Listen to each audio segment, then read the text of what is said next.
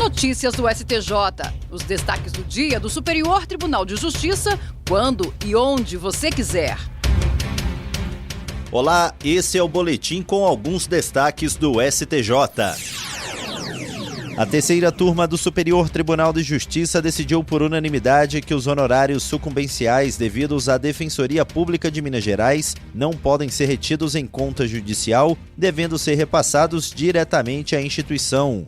O relator, ministro Humberto Martins, afirmou que cabe exclusivamente à Defensoria definir a gestão e a destinação desses valores em razão da autonomia funcional, administrativa e financeira assegurada pela Constituição e pela Lei Complementar 80 de 1994. No caso analisado, o Tribunal de Justiça de Minas Gerais reconheceu a obrigação do município de Caratinga de pagar os honorários, mas determinou o depósito em conta judicial até a criação de um fundo específico.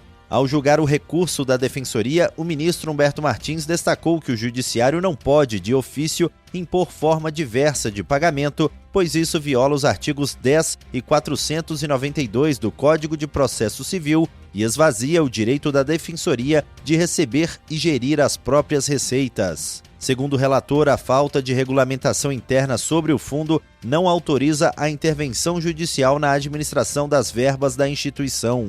Durante a sessão de julgamento, em questão de ordem, o representante da Defensoria informou que, após a interposição do recurso especial, foi editada a Lei Estadual de Minas Gerais 25.126 de 2024, que criou o Fundo Especial de Garantia de Acesso à Justiça, com o objetivo de assegurar recursos para aprimoramento, estruturação e modernização da Defensoria Pública de Minas Gerais.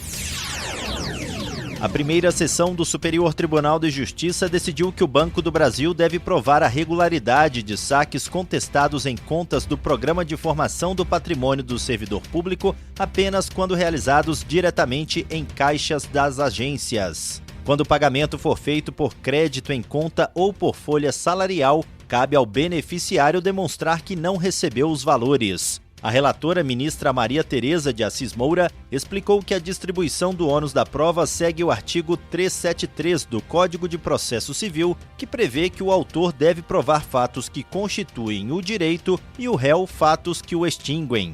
O Banco do Brasil, embora não seja parte direta da relação entre a União e o beneficiário, é administrador das contas PASEP e responde por eventuais danos. A relatora lembrou que o STJ já reconheceu no tema 1150 que o banco pode ser responsabilizado por saques indevidos com prazo de prescrição de 10 anos. De acordo com a ministra, nos saques feitos em caixa, o banco é responsável direto e deve apresentar prova do pagamento. Já nos pagamentos por folha ou crédito em conta, os documentos como extratos e contra-cheques estão com o beneficiário ou o empregador, cabendo a ele provar que não houve depósito.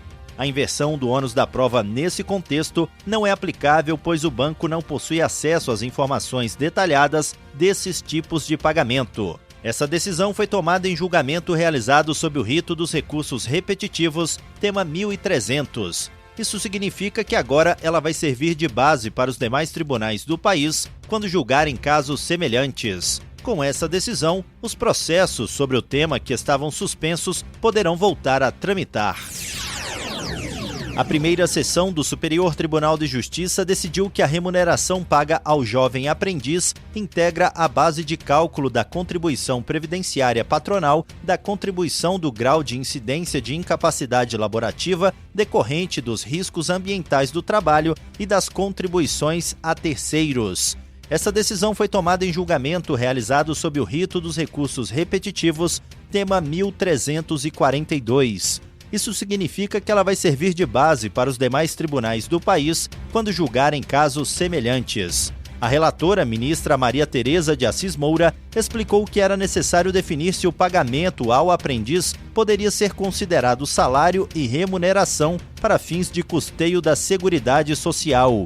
Ela destacou que após a Emenda Constitucional 20 de 1998, apenas relações não empregatícias foram excluídas da base de cálculo das contribuições.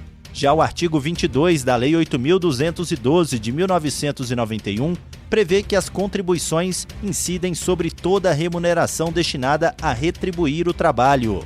A ministra afirmou que o contrato de aprendizagem previsto no artigo 428 da Consolidação das Leis do Trabalho, a CLT, é um contrato de trabalho e que o jovem aprendiz deve ser considerado empregado. Esse entendimento é também sustentado pela Receita Federal e pelo Estatuto da Criança e do Adolescente, que garante direitos previdenciários ao adolescente trabalhador. O argumento de que o aprendiz seria apenas segurado facultativo foi rejeitado. Segundo a relatora, se há vínculo empregatício, o aprendiz é segurado obrigatório. Além disso, ela lembrou que o Decreto-Lei 2318 de 1986 exclui apenas os menores assistidos da base de cálculo, categoria que não se aplica aos aprendizes, já que estes recebem remuneração. E esse foi o Notícias do STJ de hoje. Para ouvir mais, acesse o Spotify ou o SoundCloud do STJ. Tchau, tchau. Notícias do STJ, uma produção da Secretaria de Comunicação Social do Superior Tribunal de Justiça.